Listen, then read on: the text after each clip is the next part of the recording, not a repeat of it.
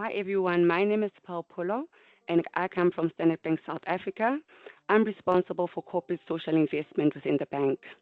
So Standard Bank South Africa is part of the Standard Bank Group, which has been operating in the African continent for over 160 years. We pride ourselves in really embedding sustainable business practices within our operations and across the continent. Given the historical context of South Africa in the apartheid era, education was really used as a divisive to further perpetuate inequality.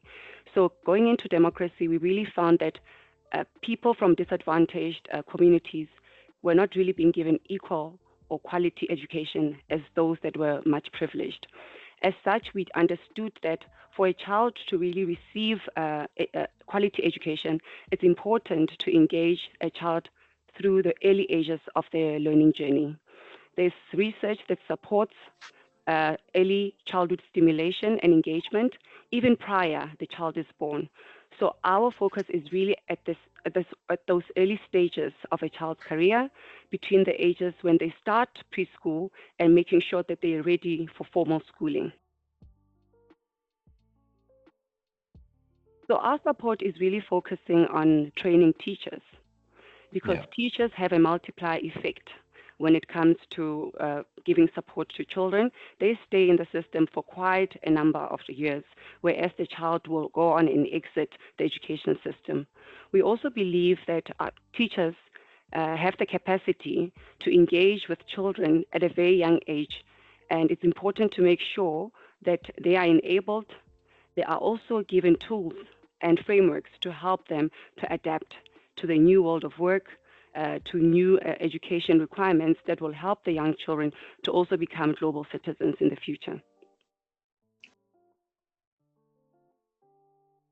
Most of our social investment programs are really anchored by our theory of change, which is really Mm. looking at how do we then start creating social and economic development through empowering young people and teachers to be ready for the world of work by making sure that they receive quality education.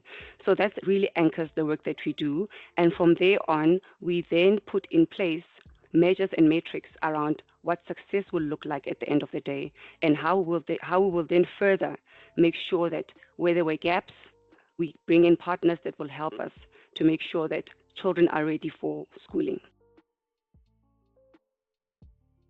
Indeed, from a legislative perspective in South Africa, companies are required to invest a certain percentage of their profits to drive the transformation aspirations of the country. As such, there is various reports that we produce, both to the government, to our investors, and to the community at large. And those will be found at our various platforms, which is our website, our social media platforms, and other formal platforms that are made available to the public.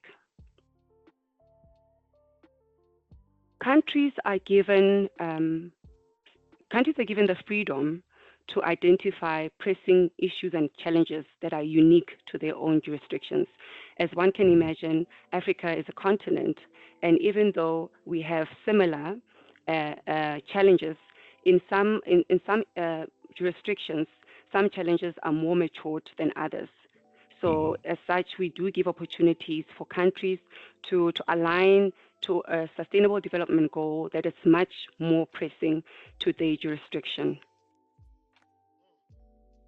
When COVID-19 hit in 2020, the bank was really flooded with requests around providing food security. As you can imagine, Mm. many people were displaced, many people were unemployed, and as such, food became a necessity, especially for those people that are living below the poverty line. And it is as such that the birth of a program called One Farm Share, which initially was intended to respond to the food insecurity crisis, but has in depth also grown to support emerging Black farmers. And this is really an ecosystem that we are trying to also encourage, to say that if we are very much committed to SDG 1, which is no poverty or zero poverty, we should really start looking at the entire ecosystem around agriculture and how do we make sure that we support emerging farmers, which in the context of South Africa is normally Black females that are driving farming within their communities. So that gave birth to this exciting program called One Farm Share, which really is a platform that brings together emerging farmers and gives them a market to trade some of their goods that necessarily would not be A grade, to go into a supermarket such as a Woolworths, for example.